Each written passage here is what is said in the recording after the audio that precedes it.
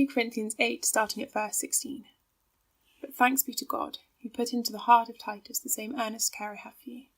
For he not only accepted our appeal, but being himself very earnest, he is going to you of his own accord.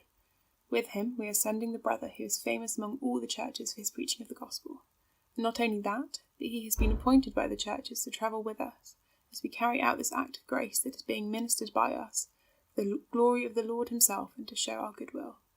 We take this course so that no one should blame us about this generous gift that is being administered by us, for we aim at what is honourable, not only in the Lord's sight, but also in the sight of man.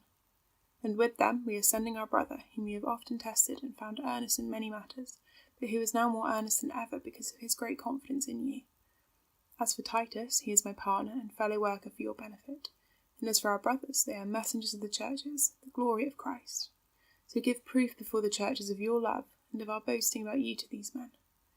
Now it is superfluous for me to write to you about the ministry for the saints, for I know your readiness, of which I boast about you to the people of Macedonia, saying that Achaia had been ready since last year, and your zeal has stirred up most of them. But I am sending the brothers so that our boasting about you may not prove empty in this matter, so that you may be ready, as I said you would be. Otherwise, if some Macedonians come with me and find that you are not ready, we would be humiliated, to say nothing of you for being so confident.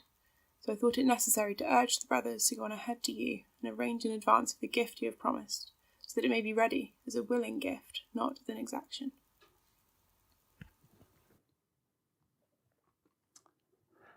Thank you for that reading, Elise.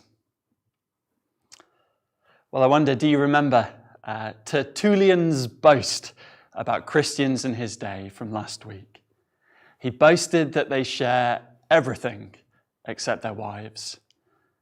And I asked last week if you want to be the kind of Christians that Tertullian would boast in.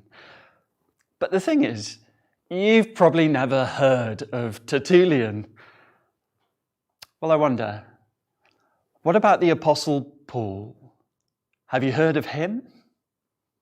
The great founder of Christianity in Europe, personally commissioned, converted even by the risen Christ, a minister loved by Christians in his day, arguably a minister without rival in history. Have you heard of the Apostle Paul? How would you feel knowing that Paul would boast in you, in Euston Church? Would that mean something to you? Well, I wonder, what kind of a church do you think we'd need to be to have Paul boast in us? Perhaps a church that defends and proclaims the gospel. We all know, don't we, that Paul lived and died to preach the gospel and loved people that did the same thing. Well, yeah, absolutely. But what about being generous? What about being willing givers? Would that make Paul boast in us? Would it matter to him? Well, look at 9 verse 1 with me. 9 verse 1. It's superfluous for me to write to you, the Corinthians, about the ministry for the saints. That's the giving ministry to provide for the poor saints in Jerusalem, to put food on their plates. I don't need to write to you about that, says Paul, because I know your readiness, of which I boast about you to the people of Macedonia. Paul boasted in the Achaeans. Remember, Achaia is just the region. Corinth is the hub of that region. He boasted about the Corinthians because of their readiness to get involved in this ministry of giving. We've got one point today. Be willing givers to be worthy of boasting. Be willing givers to be worthy of boasting. But hold on a minute, you might be thinking, boast? How is it that you can be talking about boasting? Aren't you supposed to be a Christian? Isn't boasting an arrogant thing to do? Aren't Christians supposed to be humble? Doesn't it say in the Bible, let the one who boasts boast in the Lord, not in himself? Well, yeah, absolutely. Christian boasting, the kind of boasting Paul is talking about here, of course it's very different to arrogant bragging. We need to work out how it's different because it's at the heart of today's passage. Did you see 8:24? 8:24, Paul says, "Give proof before the churches of your love and of our boasting about you." Prove that our boasting about you is, well, it's true, that you're worthy of it. In fact, boasting, it doesn't just take us to the heart of today's passage. It takes us to the heart of the whole letter, the whole of 2 Corinthians. Early on in the letter, when Paul is explaining why he wrote, he says this in chapter 1:14. He says that he wrote so that on the day of our Lord Jesus, you will boast of us as we will boast of you.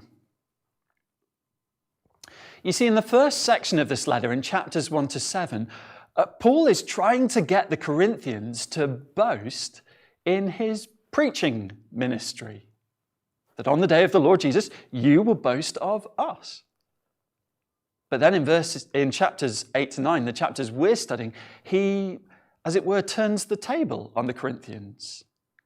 Now he wants them to do a ministry that he can boast in, so that we might boast of you.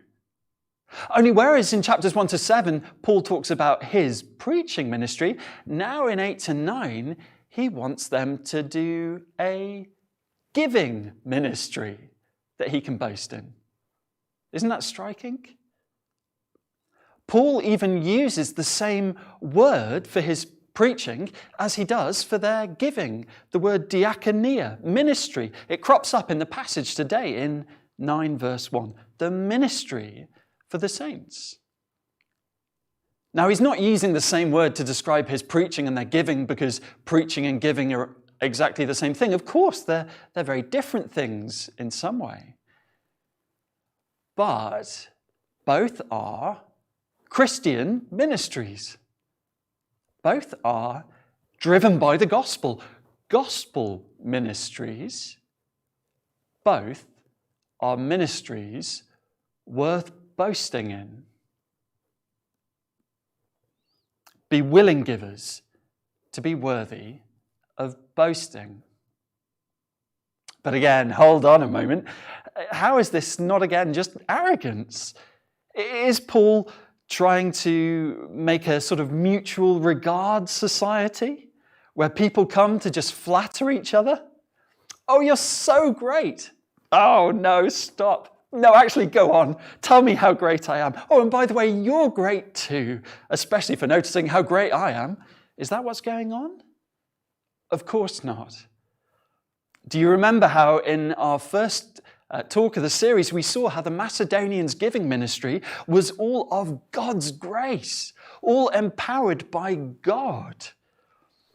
In chapters 1-7, Paul is the first to say that he's just a weak, undeserving tool, but a tool wielded by an all-merciful, all-powerful God. So whether it's Paul's preaching or the Greek church's giving, a boast in Christian ministry is always ultimately a boast in what God has done in the hearts of his people.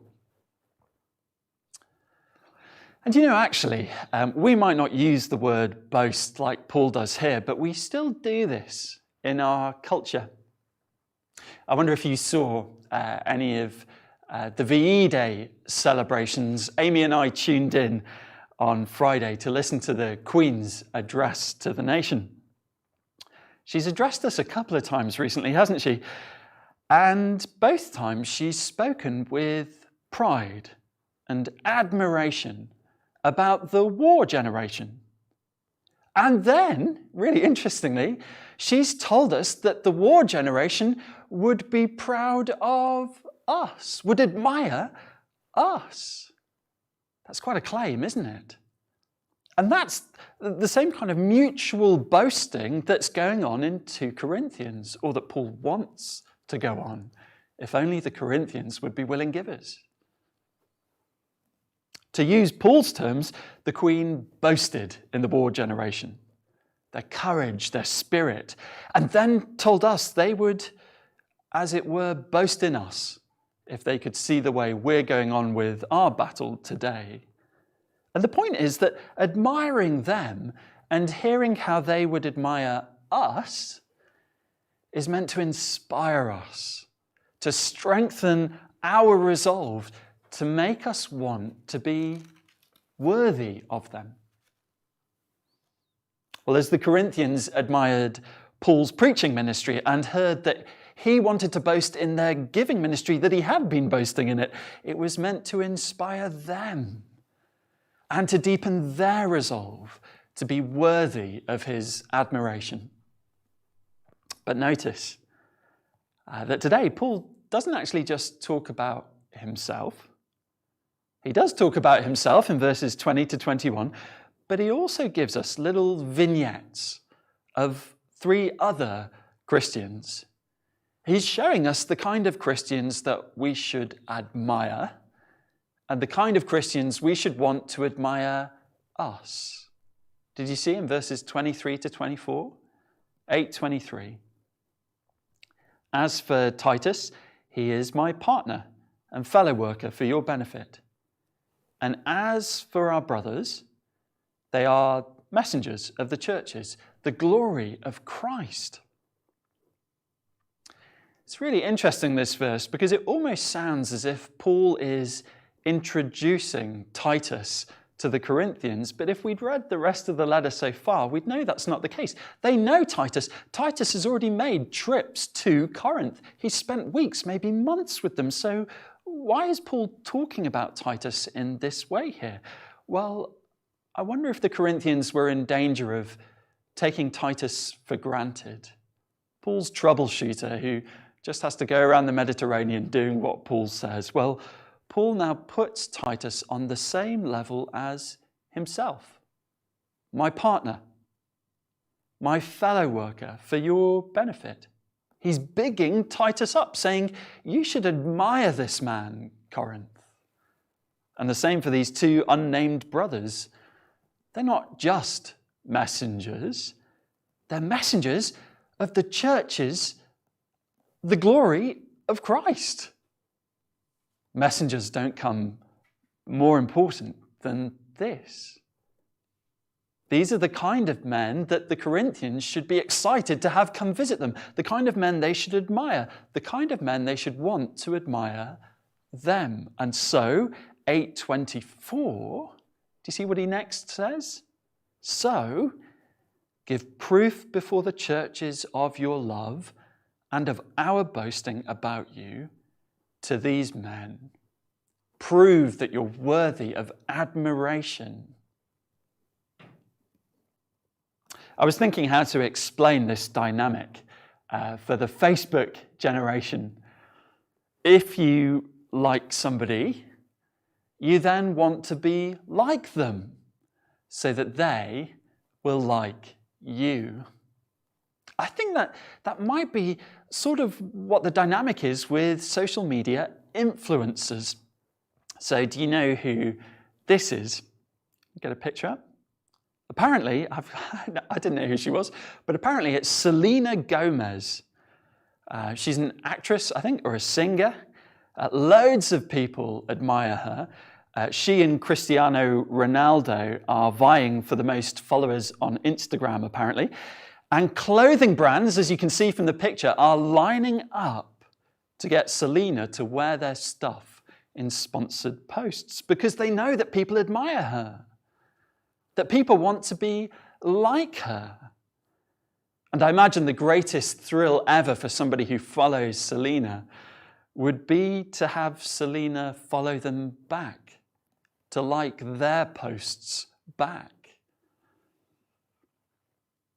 But of course, for us Christians, it's not outer beauty or a good voice or being fashionable or the ability to make megabucks from a single Instagram post that gets us excited that we admire.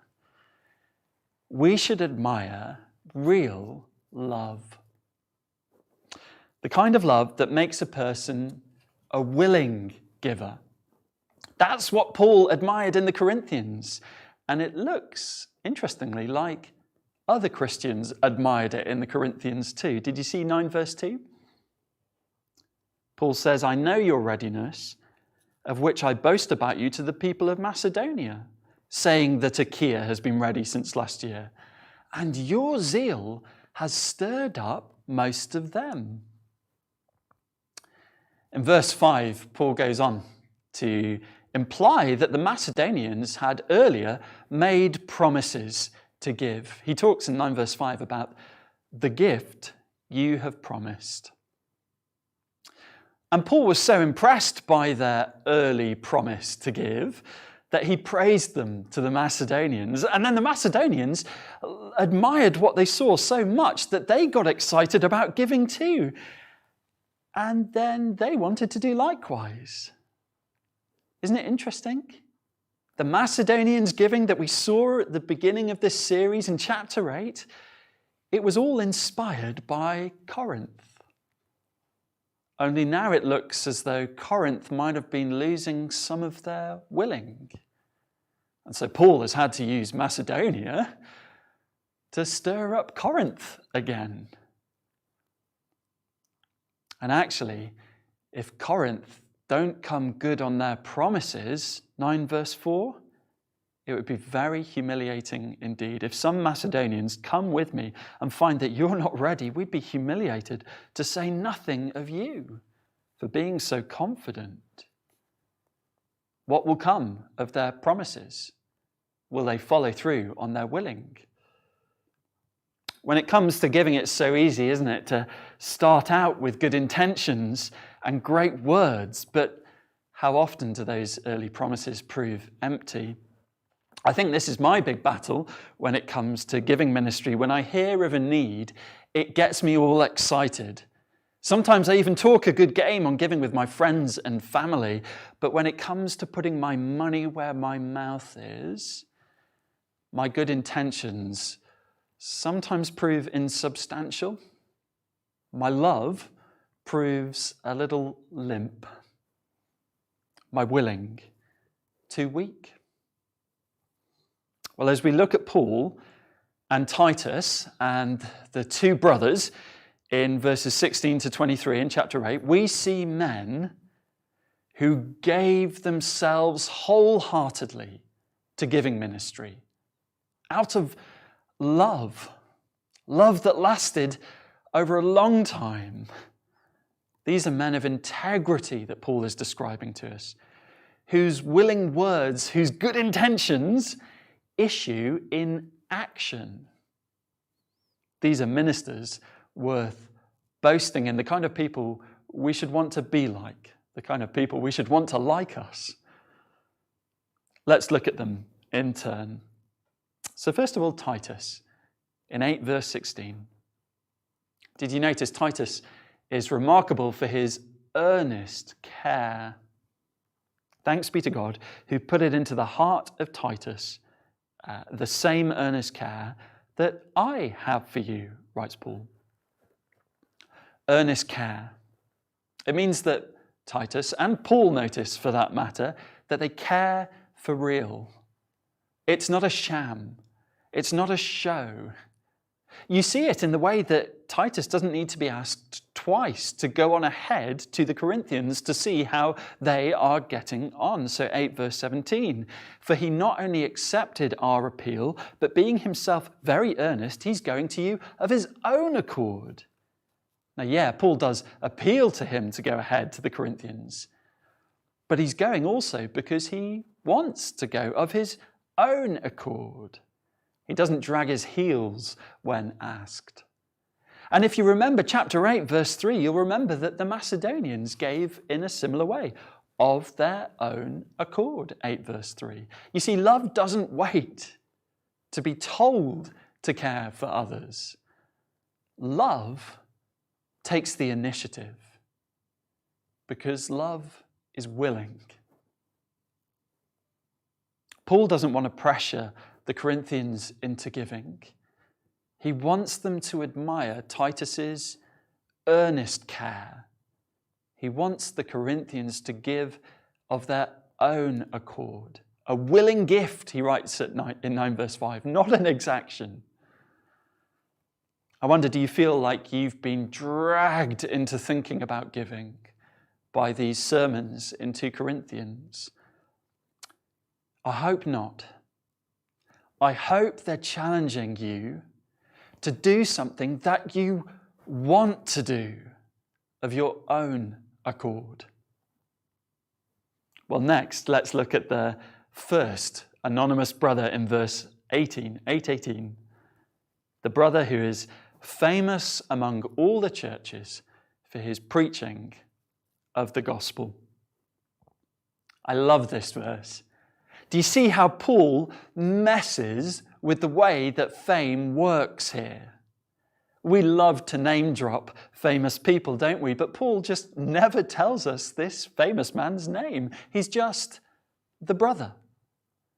You see, this brother, he doesn't need to see his name in print. Interestingly, he went with Titus to Corinth with this letter. He would have been there when this letter was read out, but he doesn't care that his name is not being read out from the stage. It's not his great name or his fame that has motivated him to travel to Corinth and then onwards to Jerusalem with the giving. No, this man is motivated by love, brotherly solidarity. He is the brother. 8 verse 19, he's accepted the church's appointment to take time away from his successful preaching ministry, to instead go on a dangerous journey to a dangerous place where Christians have routinely been persecuted and martyred over the last 2 decades, Jerusalem, a place where when they get there, Paul is almost going to be lynched by a mob and then is imprisoned, actually for his own safety in part, for several years. You see, don't think of this trip as a holiday. This trip that Titus, the brothers, and Paul are going on, it is dangerous. It's a big sacrifice.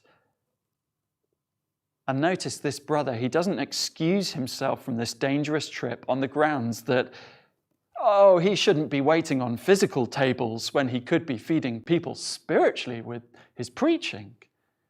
No. For a time at least, feeding Christians in Jerusalem physically is his priority. Beware the Christian, especially the Christian minister, who uses word ministry as an excuse to never minister to the physical needs of his family in Christ. Now, of course, again, preaching is more important, of eternal value. But all the same, you'd want to question if a minister never gets around to caring for people's physical needs, his brothers and sisters' physical needs, you'd want to question who he's really doing his ministry for, wouldn't you? Whether he's just in it for his own fame, or whether he really does it out of a heart of love. It's interesting, the Corinthians, they were a very gifted church. So in 8 verse 7, we heard that they excel in everything, in faith, in speech, in knowledge. There were probably some rising stars in Corinth, people who would go on to be famous preachers, perhaps, or at least men of prominence in the church. But would they be people of love? At Euston Church, too, we have extraordinary gifts of eloquence and knowledge amongst the congregation, at least, if not always on the staff team. I mean, of course, London universities attract some of the finest minds from all over the world, and here we are right in the heart of the university district. And I'm sure that will be the case again when the universities get going again. And some of the students who come to Euston Church, some of you will go on to fame in your chosen fields. And if you choose as your chosen field a life of preaching ministry, then you may become famous preachers.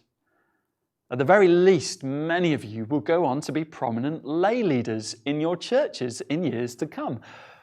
But what's going to matter to you? Your fame in your field?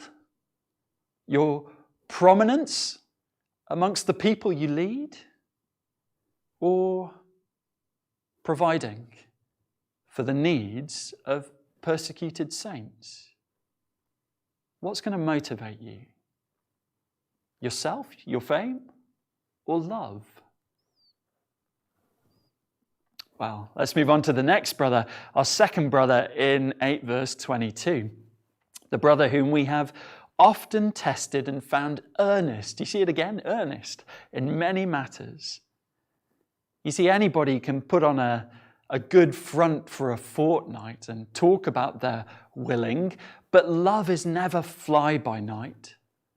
True love proves itself over the long haul as day and night, year in, year out, love willingly comes up with the goods. Paul knew the Corinthians had started saving for this collection a year ago, that they had, verse 5, remember 9 verse 5, they'd made promises, but would they come good over the long term? Or would their love run out? Their willing prove too weak? Well, our present crisis is going to be a moment of testing for us too. And it will find out whether we're really earnest about loving our brothers and sisters in need around the world or not. Will your giving ever happen? Will it happen but just be a one-off? You know, the economic effects of this crisis will drag on. Will our love outlast them? Finally, at the heart of these verses, there is Paul himself, a man who, in verse 21, did you see? He is a man who aims at what is honourable, not only in the Lord's sight, but also in the sight of man. What Paul aims to be in private before God, in his sight, he proves to be in public before God's people. He's a man of integrity, a man of honour. This word, honourable in 8:21, it can also mean beautiful, not in the Selena Gomez sense, but more in a beautiful heart sense, a life of love worthy of admiration. Paul transparently lives out of two loves in his life. Do you see them at the end of verse 19? All that he does is for the glory of the Lord himself, whom he loves, heart, mind, soul, and strength. But also he does things to show his goodwill. That is, his goodwill towards people. He loves God and he loves neighbour. Many people misunderstood Paul, maligned Paul, as they do today. But all the time, Paul could credibly, demonstrably point to a life lived for God's glory and the good of his fellow man. There's simply no questioning the goodwill of Paul to others. He sacrificed so much, didn't he? For so many. And apparently for so little in return. That's if you don't see with eyes of faith the great riches he has in Christ. Here is a man controlled by the love of Christ, as he puts it earlier in the letter. As he writes to the Corinthians now about their giving, their love, there are no mercenary motives here. There's certainly no financial misconduct, but just a life, a love worthy of admiration and imitation. When in verse 24 he calls the Corinthians to give proof of their love, he's only calling them to the kind of love he himself shows in his preaching ministry and in his giving ministry. Notice he's administering this gift. He's taking time off from his preaching ministry too. He put on pause his mission to Spain to deliver this gift. We don't even know whether he ever got there.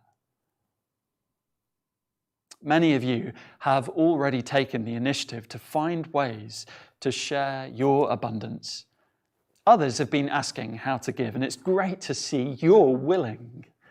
Well, I've got 3 organisations that I would recommend to you. Open Doors, Tear Fund, and the Barnabas Fund. Open Doors, Tear Fund, and the Barnabas Fund. Google them. Great organisations doing admirable work, providing relief for saints who are persecuted or poor around the world. You might want to get in touch, of course, with Caitlin, who through her parents is helping out Christians in Manila. Or perhaps get in touch with some of our mission partners, especially if your small group happens to be linked with Elizabeth and Mina, or Rachel and Sahul, or Nathan, who work in needier places. Maybe they could show you how to give to the relief effort for Christians where they are. Will you willingly give yourselves, like Paul, to giving ministry? Do you want to be the kind of Christians that Paul himself would admire and boast in?